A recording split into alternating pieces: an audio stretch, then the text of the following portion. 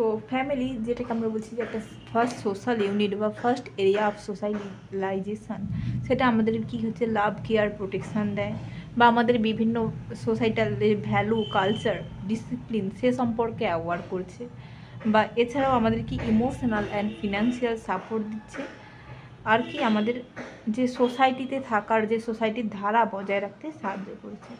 তো এই ফ্যামিলির কিছু ডিস্টিংটিভ ফিচার বা কিছু লক্ষণীয় বৈশিষ্ট্য থাকে, তার মধ্যে ফার্স্ট কি universality. Family exist in all society, no culture is without family. তাহলে ফ্যামিলি হচ্ছে কি সব সোসাইটিতে থাকছে, অল সোসাইটিতে আমাদের ফ্যামিলি থাকছে, ফ্যামিলি ছাড়া কালচার নামক বিষয়টির কোনো অস্তিত্ব থাকবে না। যেমন কি বলছে, every persons belongs to family whether in a tribe or city. প্রত্যেকটা মানুষেরই একটা নির্দিষ্ট ফ্যামিলি থাকছে, সেটা আইদার তারা ট্রাইবেই বসবাস করুক বা আরবান এরিয়াতে বসবাস করুক, রুরাল এরিয়াতে বসবাস করুক, প্রত্যেকটা মানুষই কোনো না কোনো ভাবে ফ্যামিলির সাথে অন্তর্গত। এরপরে কি বলছি না, ইমোশনাল বেসিস।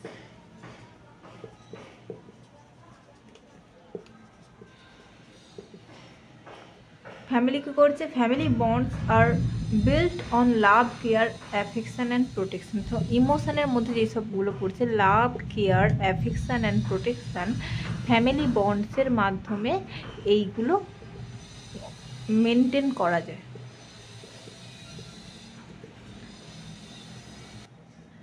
একটা সেটা এই যে ইমোশনাল বেসিসগুলো, এগুলো আইদার সে মাদার চাইল্ড রিলেশনশিপ বা যে কোনো ধরনের রিলেশনশিপের মাধ্যমে ফ্যামিলিতে ফুলফিল হয়।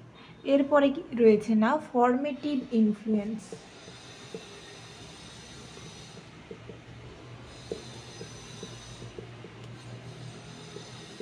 ফর্মেটিভ ইনফ্লুয়েন্সের মধ্যে বলছে কি, family shapes a child personality, value and behaviour.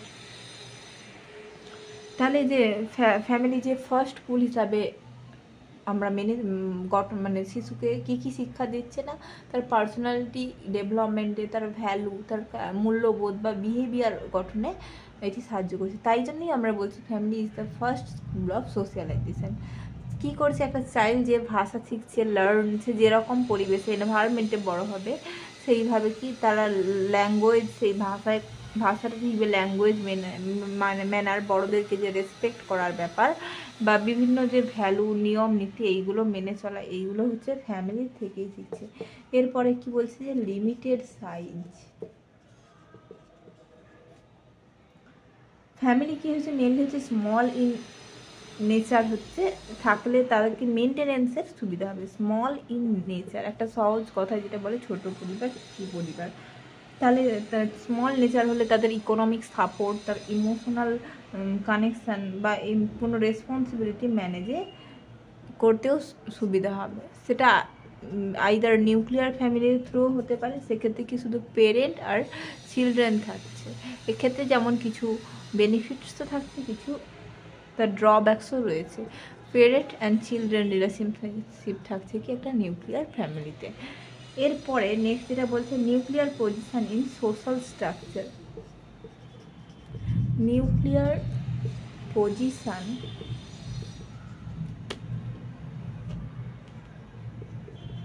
In social structure.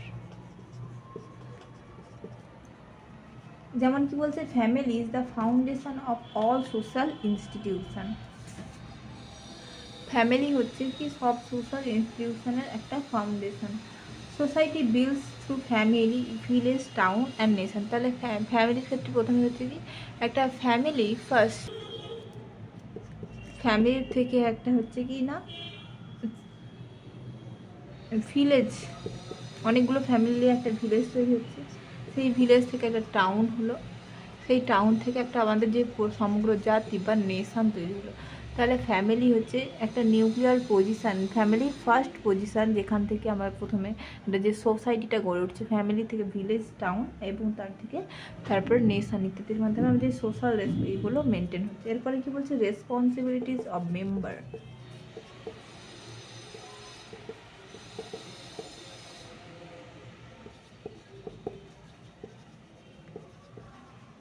বলছে ইজ মেম্বার, প্রত্যেকটা মেম্বারের কিছু না কিছু রোল থাকছে ফ্যামিলি। যেমন কি একটা পেরেন্টসের কি হচ্ছে চাইল্ড কেয়ার রোল থাকছে, এছাড়াও কি না চাইল্ডদের হচ্ছে যে রেসপেক্ট করা, বড়দেরকে রেসপেক্ট করা, সেই রোল থাকছে।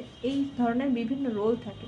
যেমন একটা তথাকথিত যেটা চলে আসে যে ফাদার আর্ন করে এবং মাদার ম্যানেজ করে হোম, অ্যান্ড চাইল্ড কী করে, স্টাডি করে। অনেক ক্ষেত্রে আবার কি ফাদার মাদার দুজনেই হচ্ছে তারা মানে অকুপেশান রিলেটেড কাজে যুক্ত, এবং চাইল্ড কি হচ্ছে সেই পড়াশুনো করছে বা তার কাজকর্মগুলো করছে।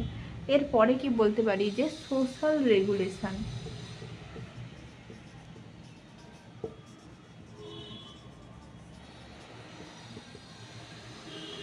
Family life is guided by social custom law to ensure discipline and moral order. আমরা বিভিন্ন কাস্টম বা রীতি রেওয়াজ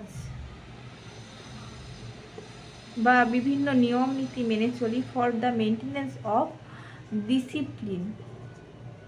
ডিসিপ্লিনটাকে বজায় রাখার জন্যই আমাদের বিভিন্ন ধরনের সোশ্যাল কাস্টম এবং ভ্যালু বা ল থাকছে। তার দ্বারাই কী হচ্ছে যে ফ্যামিলি রিলেশনশিপ থাকে। তাই জন্য এই লর জন্যই আমরা বলছি যে ফ্যামিলি একটা গড়ে তোলার জন্য একটা লিগাল বাউন্ডারি বা ম্যারেজের মাধ্যমে ফার্স্ট ফ্যামিলি গড়ে উঠছে।